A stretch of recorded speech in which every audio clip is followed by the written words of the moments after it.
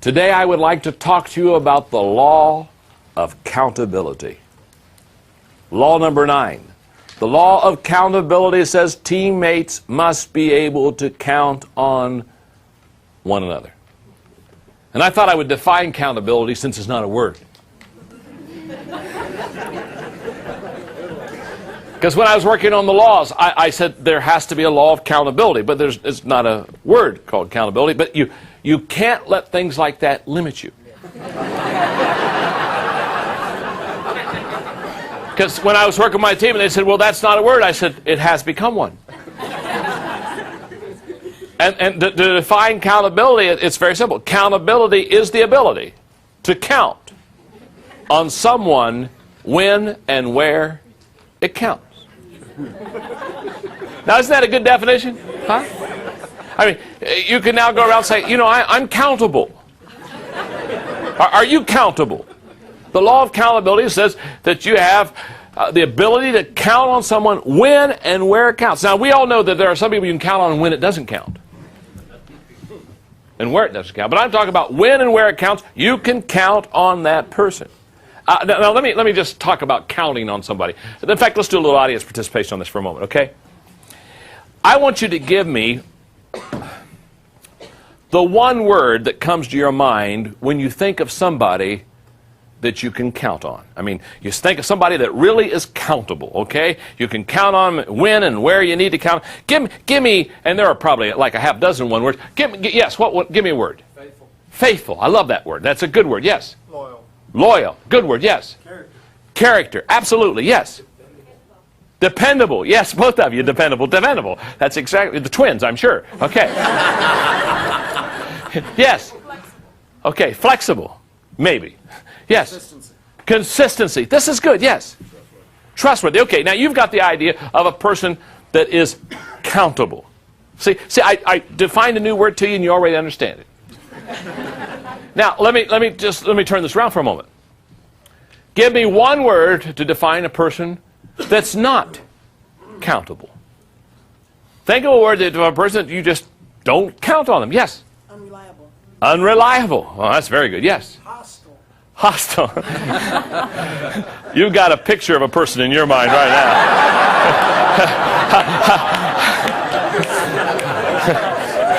You need to take that picture and go home and have target practice, is what you need to do.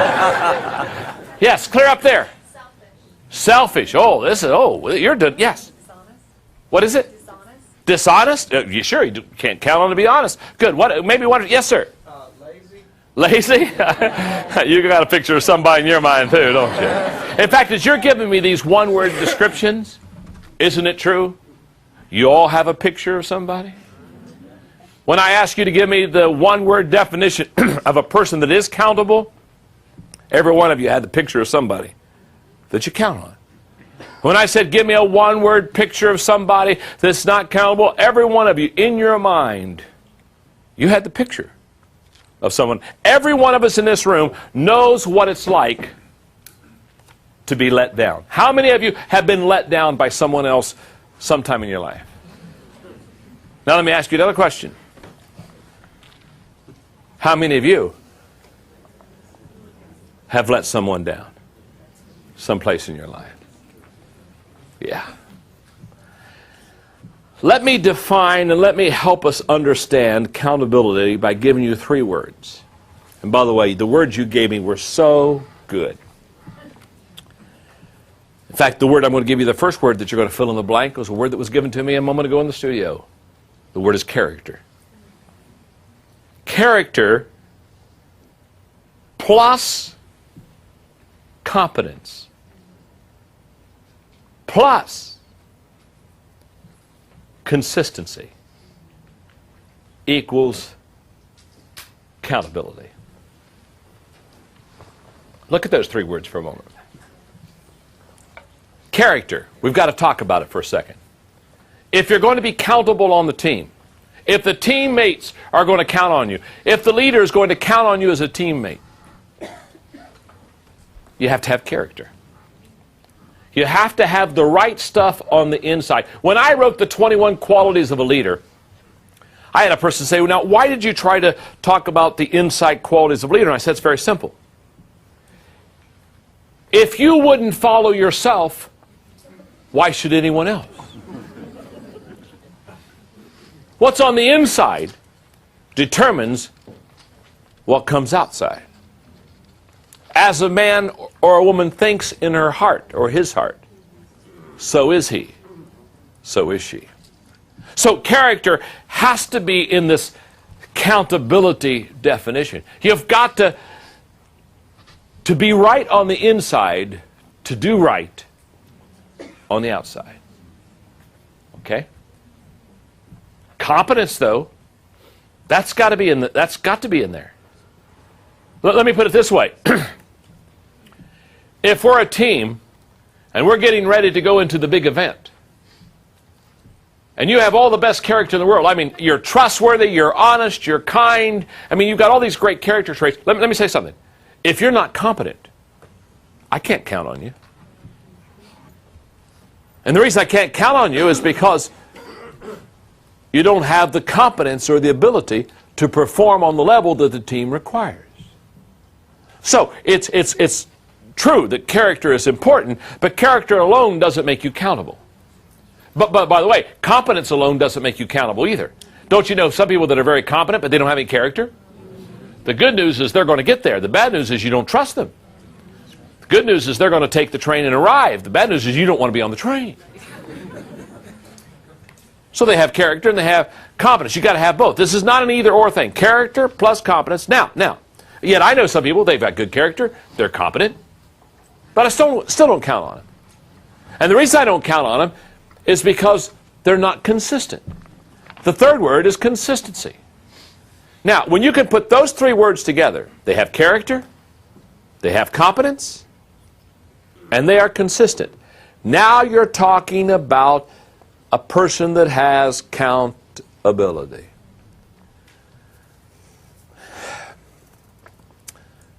Earlier in one of the other training tapes on the teamwork laws, I referred very quickly and briefly to the law of the inner circle.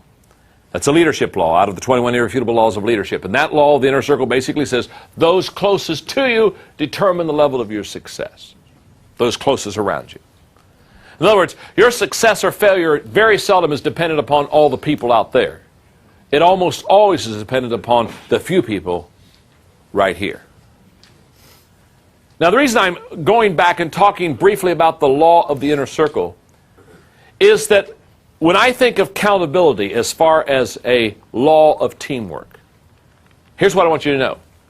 Every inner circle member that I have, it's only about a dozen, but every inner circle member that I have, of all the teamwork laws they have to be a 10 on, of all the teamwork laws they have to be a 10 on, let me tell you something right now. This is the law. I would not have an inner circle member that did not make a 10 on this law. I have to count on my inner circle people. If I question their character, they can't be on the inner circle. If they are incompetent, they cannot be on the inner circle. If they lack consistency, they cannot be on the inner circle because too much is going on and we have too many things to accomplish for me to somehow have an inner circle member that breaks the law of accountability. I want to encourage you. Time out just for a moment. I want to encourage you.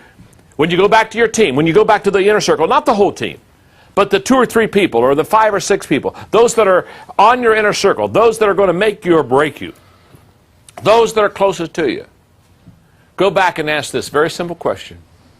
Are they accountable? Do they have character? Are they competent? And then do they do both with consistency? If you can say yes to those 3 things, you have a potential inner circle member. If you say no to one of those 3, never let them on the inside.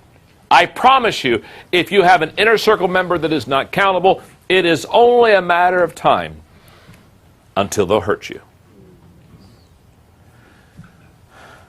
Coach Bill McCartney, who for many years was the football coach for the University of Colorado, later years has become the leader of the Promise Keepers movement across America.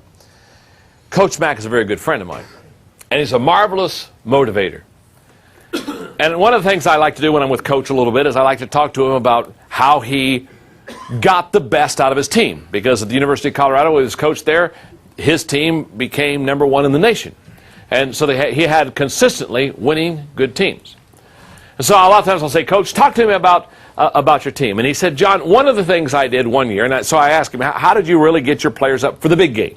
You know, when Colorado's playing Nebraska, when they're playing Oklahoma, the big games, how did you get your team up? He said one year, he said the week before we were to play Nebraska, which was our chief rival, and Nebraska usually dominated Colorado until Coach Mack went there.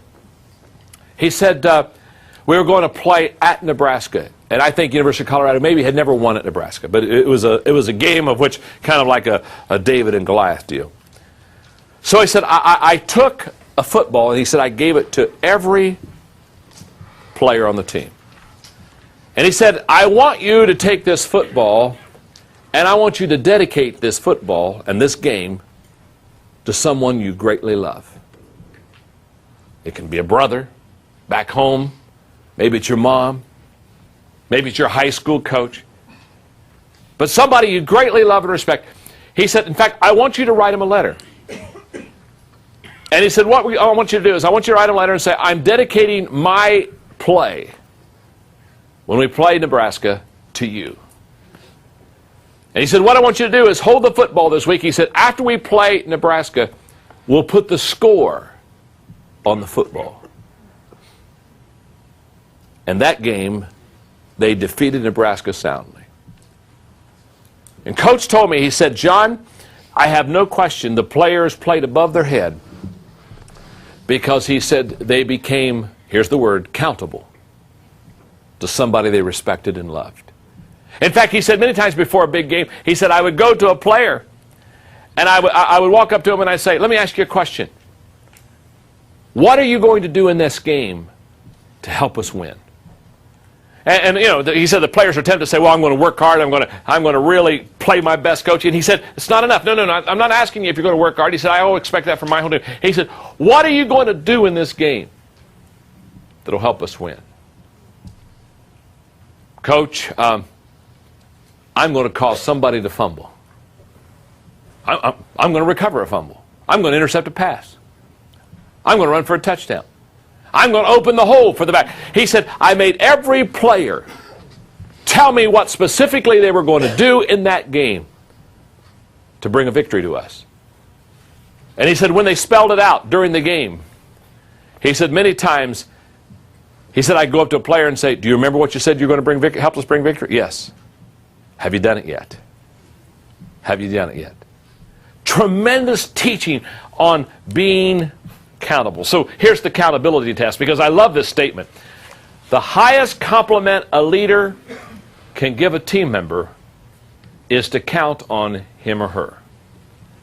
In other words, the highest compliment that somebody can ever give you is the fact that they look at you with great integrity and say, I'm counting on you. I'm counting on you. So, 3 questions, very simple. Is my character solid? I don't know. You're going to do this for yourself, between a 1 and a 10. 10 being you've got solid character. 1 being you're in trouble. Am I confident in my responsibilities? Am I consistent in my character and competence? And you know what? I would hope, you may not be there now, but I would hope I think to be accountable, you ought to be somewhere at least in the number 7 range on all 3 of those. And maybe you are today, maybe you aren't today. That isn't the issue. It's you got to start somewhere and take the accountability test. Let me illustrate this way. I think I want to take this law and really illustrate it the best way that I possibly can. Because this law of accountability for the team and for the team players is absolutely huge. So let me just be a little bit personal with you, if I could be. I have what I call a John Maxwell accountability count. In other words, I keep track of my accountability. Now, to keep track of your accountability, the first thing you got to ask yourself, who am I accountable to? And in my situation, it's going to be different than your situation, although some of the things will be very similar. I lead a wonderful organization called the Enjoy Group that basically is a umbrella for 3 different companies. I'm accountable to the people in my nonprofit ministry, Equip. I'm accountable to people in Enjoy Stewardship Services. I'm accountable to people in Enjoy. Because I'm the founder, because I'm the leader, I'm accountable to a lot of people. What I say, what I do, how I behave, major accountability. But I'm accountable not only that, but because I write books. And I've written a few now. And because I write books, people, when they buy a Maxwell book, they have a certain expectation. So every time I write a new book, one of the things that weighs heavily upon me is this book's got to be better than the last one. I can't coast on my popularity. I can't somehow just write off a book real fast that's not my best effort and hope that people will buy it because they've bought other Maxwell books. And I know this, if they buy a book that's not what it should be or not what it could be, they're going to be greatly disappointed. And I don't want to do that. I'm accountable to my readers. And when I go speak, you know what? I'm accountable to the people I speak to. I was up at 4:30 this morning. Now, I wrote the book, The Laws of Teamwork. What was I doing this morning at 4:30? Sitting at my desk, reviewing the laws of teamwork. Because the author is going to speak. And he better know his subject. See, I'm accountable to you. You folks came today. Many of you came from out of state, flew in. Many of you drove a long distance. You've paid a price to come here. Can I tell you something? I can't take that lightly.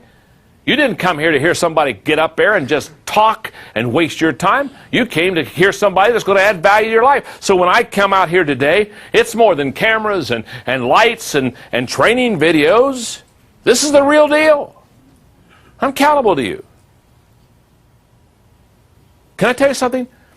A leader is in trouble when they start to slide their accountability. I'm not only accountable to you as an audience, or places where I go for companies and corporations. They pay pretty good dollars to fly me in to help their teams get better and add value to them. And I'm here to tell you, they don't pay me those dollars to get in there and just tell a funny story and motivate them. I'm more than a motivational speaker. I'm a motivational teacher. My goal is not just to make you feel good. I want you to feel good, but I want you to feel good and learn something. It's better than feeling bad and learning nothing. I'm accountable. When this day is over, you're going to say either this was a good day or this wasn't a good day. He either added value to me and took me to another level, or I should have done something else. I'm accountable. And when I get home, I have my wife, Margaret, been married to her now.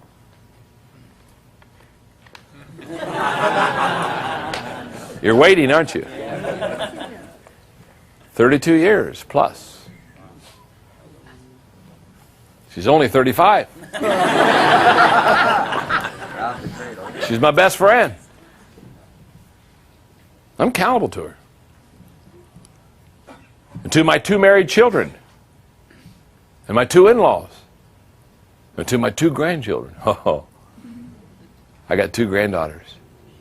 Madeline and Hannah. Both under a year. Both children, first only girls to be born without sin. It's an incredible story.